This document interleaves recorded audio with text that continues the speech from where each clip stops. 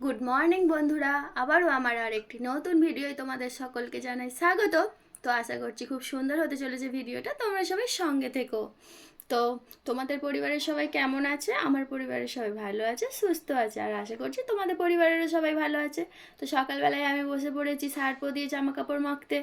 তো বাসি যে শাড়িটা চেঞ্জ করেছি সেটা কেচে নেব, আর ছোটো সোনার কিছু কাঁথা পড়েছে সেগুলোই কেচে নেব। তো সেইগুলোই সেই জন্য আগে মাখিয়ে নিচ্ছি। তো পুকুর ঘাট থেকে সব জামা কাপড়গুলোও কেচে নিয়ে এলাম, প্লাস এই বাসনগুলোও আমি সব একসঙ্গে মেজে নিয়ে এলাম।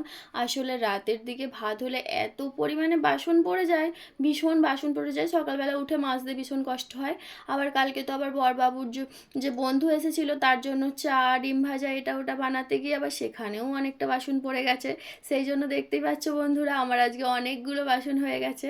আর সেই বাসনগুলোই সব মেজে নিয়ে এলাম, আর ঘাট থেকে জামা কাপড়গুলোও একসাথে সব কেচে নিয়ে এলাম। তো তোমাদের সাথে কথা বলতে বলতে আমার সব বাসনগুলো উপর করা হয়ে গেছে।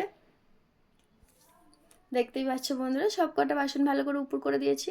তারপরে দেখো বন্ধুরা, আমি ছোটো সোনাকে একটু জল খাইয়ে দিলাম। ছোটো সোনা উঠে পড়েছে, একটু ব্রাশ করিয়ে জল খাইয়ে তারপরে এই বিছানাটা গোছাচ্ছি।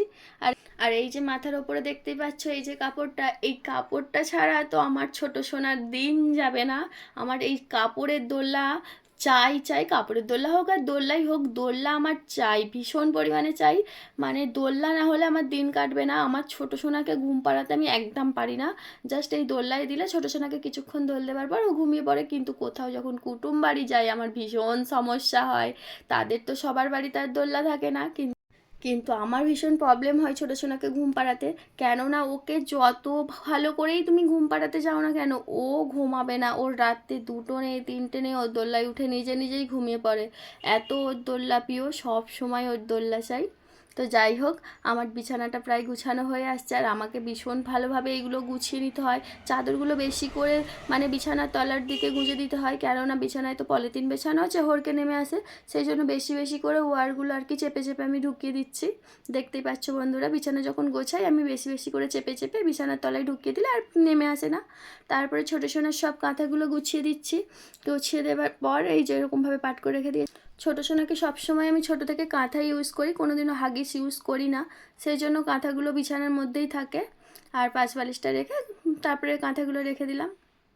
আর আমার বিছানাটা পুরো কমপ্লিট হয়ে গেল গোছানো। তারপর দেখো বন্ধুরা, আমি এসে পড়েছি ঝাঁট দিতে।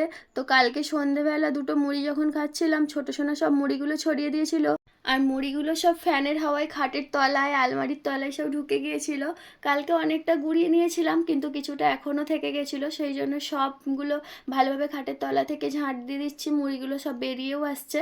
দেখতে পাচ্ছ, এই দেখো বন্ধুরা কত মুড়ি রয়েছে, ঝাঁট দিয়ে যে বার করছি অনেক মুড়ি রয়েছে। ছোটো সোনা প্রায় থালাটাকে উল্টেই দিয়েছিল, সেই জন্য সব মুড়িগুলো ফ্যানের হাওয়ায় উড়ে ঢুকে গেছে এদিক ওদিক। এই দেখো ছোটো সোনা দাঁড়িয়ে আছে, ওকে সরে যেতে বলছিলাম কিন্তু সরছিল না। তারপরে এই যে সরিয়ে দেওয়ার পর ঘরটা ঝাঁট দিয়ে দিচ্ছি। আর আমার ঘরে তো 3 বার 4 বার 5 বার যতবারই ঝাঁট দেবে এই পরিমাণেই নোংরা বেরোবে। কেননা বড় সোনা ছোটো সোনা ভীষণ নোংরা করে, এটা ওটা খেলনা নিয়ে এসে আর ঘরের মধ্যে খেলে, সেই জন্য নোংরা হয় ভীষণ পরিমাণে। আর এই যে সিঁড়িটা ভালোভাবে ঝাঁট দিয়ে দিচ্ছি। তোমরা দেখো বুঝতেই পারছো, এই যে রাস্তা আর আমার ঘর, তাহলে কি পরিমাণে ঘরের মধ্যে ধুলো পড়ে বুঝতেই পারছো। তো তারপর আবার ছোটো সোনা বড়ো সোনা তো আছেই ঘর দর নোংরা করার জন্য, সেই জন্য রান্নাঘরের ওই দিক দিয়ে একদম ভালোভাবে টেনে নিয়ে ঝাঁটটা দিয়ে দিচ্ছি। এ দেখো, তারপরে যে সকাল থেকে এত পরিমাণে গরম, ভীষণ পরিমাণে সকাল থেকেই গরম। মানে রোদ্দুরটা উঠেছে যেন মনে হচ্ছে রোদ্দুরটা গায়ে পড়লে গাটা পুড়ে যাচ্ছে, এরকম অবস্থা রোদ্দুর, ভীষণ পরিমাণে রোদ্দুর। আর সকালে যখন মানে জামা কাপড়গুলো কাচতে গিয়েছিলাম, সকালের রোদ্দুরটা পড়ে আর বিকেলের রোদ্দুরটা খাটের মধ্যে পড়ে, এত গরম হচ্ছিল, ভীষণ পরিমাণে গরম হচ্ছিল। আমি তো জাস্ট ঘেমে চানি করে গিয়েছিলাম। তারপরে এসে যখন ছোটো সোনাকে আবার ব্রাশ টাশ করেছিলাম একটু ফ্যানের হাওয়াতে বসতে, ভালো লাগলো।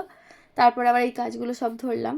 মানে এখন এত পরিমাণে গরম পড়ে গেছে, কিছুটা কাজ করার পরে যদি না একটু ফ্যানের তলায় বসা হয়, যেন মনে হয় পুরো স্নান করে উঠে আসার মতন খাপ, এরকমই মনে হচ্ছে।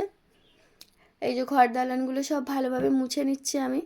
তারপরে আবার বরবাবু গিয়েছিল বাগানে, দেখলাম বরবাবু চলে এসেছে, উনি ব্রাশ করতে গেছে। ঝটপট এই কাজগুলো সেরে নিই, ঝটপট করে সাজগুলো সেরে নেবার পর আবার চা বসাতে হবে, কেননা উনি ব্রাশ করে চলে এলে আবার চা খুঁজবে।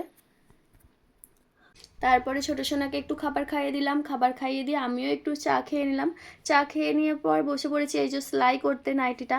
আসলে এই নতুন নাইটিটা বার করেছিলাম আমি পয়লা বৈশাখে পরবো বলে, কিন্তু পয়লা বৈশাখে তো বাবার বাড়ি চলে গেলাম, সেই জন্য আর পরা হয়নি, পরেই ছিল। আর এমনিতেও পরতে পারছিলাম না, কেন নাইটিটা ভীষণ পরিমাণে বড় আর আমি তো ভীষণ পরিমাণে মোটা, সেই জন্য হচ্ছিল না আমার গায়ে।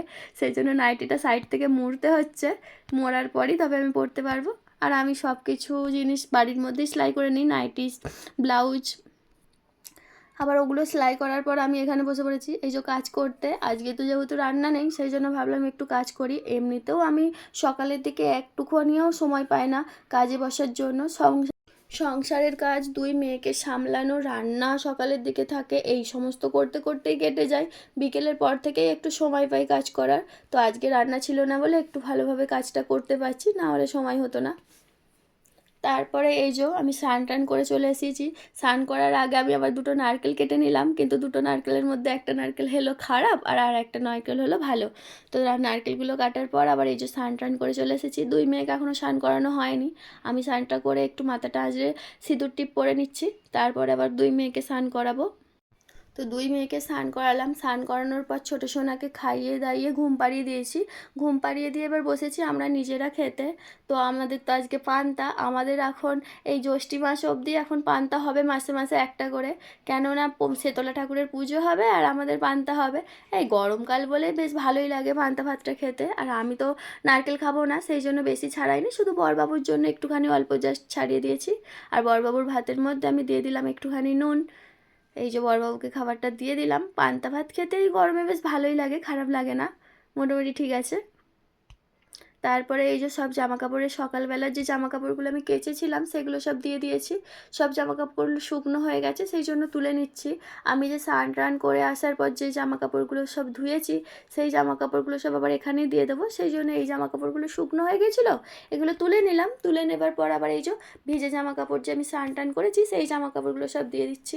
আর বরবাবুর এই জামা প্যান্টটা এখনও শুকনো হয়নি, এই বরবাবু চান করেছিল সেই জামা কাপড়গুলোই ওগুলো, এই জন্য ওগুলো শুকনো হলো না বলে আর তুললাম না। তারপরে এই যে সন্ধে দিয়ে আমি বসে গেছি রুটি করতে। অন্য অন্য সময় আমি রাত্রেবেলা রুটিটা করি, খাবারটা বানাই, কিন্তু আমি আজকে সন্ধেবেলায় খাবারটা বানিয়ে নিচ্ছি। কেন খাবারটা বানিয়ে নিয়ে ছোটো সোনার শরীরটা ভালো না, তো ও কখন বলতে কখন ঘুমিয়ে পড়ে, সেই জন্য খাবারটা বানিয়ে রেখে দিয়েছি, ওর যখন মনে হবে তখন খাবে। একদিকে রুটিটা বানাচ্ছিলাম আর একদিকে বসিয়ে দিয়েছিলাম বেগুন ভাজা। বেগুনটা তো এত পোকা ছিল, কিন্তু কাটতে কাটতে আমার সব ছোটোই হয়ে গেছে বেগুনের পোকাগুলো বাদ দিতে দিতে। তো লাল লাল করে ভাজা হয়ে গেছে, সেই জন্য তুলে দিচ্ছি বন্ধুরা। তো আজকের ভিডিওটা বন্ধুরা এই পর্যন্তই। তোমাদের যদি ভালো লাগে তো লাইক করো, কমেন্ট করো অ্যান্ড চ্যানেলটা সাবস্ক্রাইব করে আমার পাশে থেকো।